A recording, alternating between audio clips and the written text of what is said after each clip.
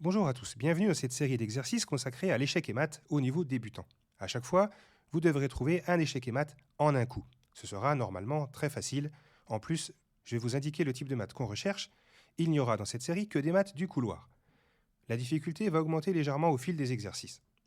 Il y aura notamment des petits pièges. Si vous ne savez pas ce qu'est un échec et maths, si vous ne savez pas encore en quoi consiste le maths du couloir, je vous conseille d'aller voir d'abord le petit cours vidéo que j'ai publié à ce sujet.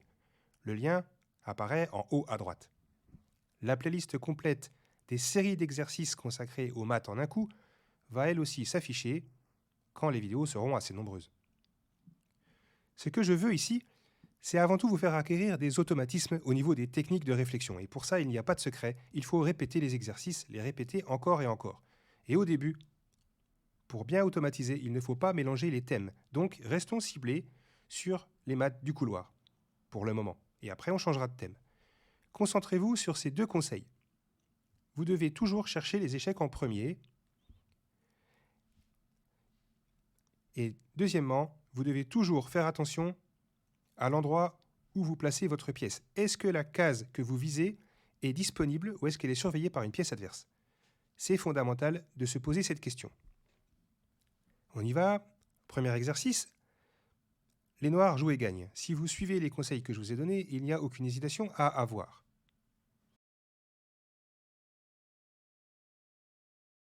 Si on cherche les échecs disponibles, on va bien trouver tour D1. On a bien surveillé que cette case était libre. Le roi n'a aucune case de fuite à cause de ces trois pions qui forment le couloir, et aucune pièce ne peut s'interposer entre le roi et la tour. Donc, c'est bien échec et mat. Par contre, dans la position initiale, si on ne réfléchit pas dans le bon ordre, si on a pris l'habitude, par exemple, de se jeter sur les pièces disponibles dès qu'on pouvait en croquer une, eh bien, on pense à prendre le cavalier. Mais là, il y a un retour de flamme, parce que ce sont les blancs qui vont nous mater. Ils peuvent en effet jouer tour A8 échec, et notre couloir a de sérieux courants d'air. On va être obligé de mettre la tour devant, et il va y avoir mat au prochain coup.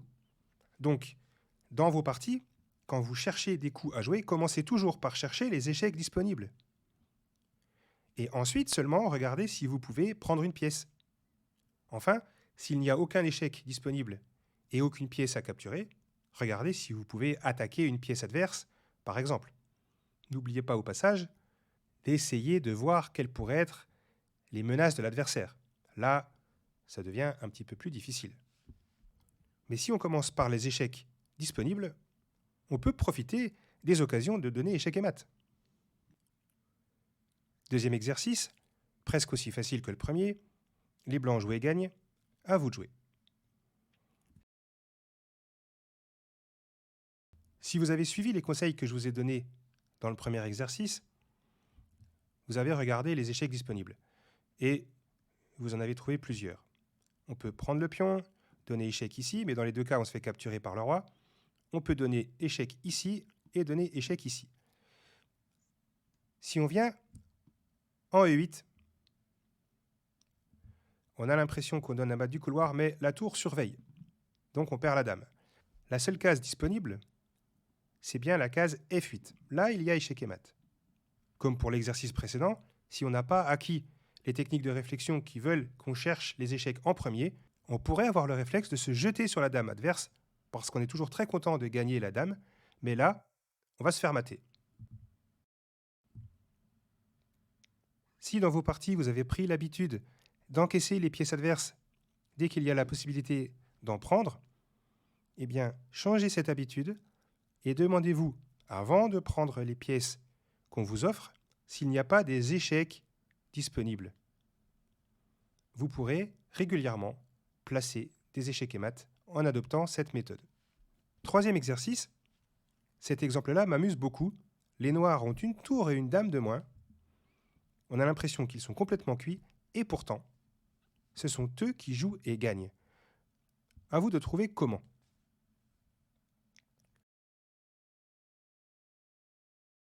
Vous le savez, un pion qui arrive au bout de l'échiquier a le droit de se transformer en la pièce de son choix. Mais pas en roi, évidemment. En général, On choisit une dame. Et ça tombe bien. Dans cette position, les noirs ont un pion très avancé. S'il avance, il va faire une dame, mais la tour pourra le capturer. Mais vous le savez, un pion prend en diagonale. Ça tombe bien. Si on prend la tour et qu'on se transforme en dame, il y a échec et mat. Ce qui n'était pas évident dans cet exercice-là, c'était d'imaginer que la nouvelle dame allait contrôler la case F2, qui aurait été sinon la seule case de fuite du roi. Donc là, on a une sorte de variante du mat du couloir, parce que le couloir n'était pas complet. On n'a pas de pion sur cette case. Mais le résultat est identique, parce que cette case est contrôlée. Dans ce quatrième exercice, c'est aux blancs de jouer, et heureusement, parce qu'ils ont la dame en moins.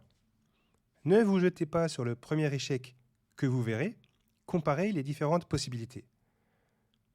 À vous de jouer. Dans cette position, on a 2 échecs disponibles. Il n'y a que tour 8 qui donne échec et mat. Pourquoi? On a l'impression que ça ne mate pas, puisque le couloir n'est pas complet à cause de cette case. Mais cette case-là est surveillée par notre tour. Donc le roi ne peut pas y accéder. Aucune pièce ne peut s'interposer entre le roi et la tour. Évidemment, la tour ne peut pas être prise. Il y a bien échec et mat. Je connais quelques débutants qui auraient joué l'autre tour, en jouant tour G8 échec. Mais là, ça ne marche pas, ça donne juste la tour, car le roi a le droit de se défendre tout seul quand une pièce vient l'attaquer à bout portant sans être défendue. Donc, roi prend tour, tout simplement.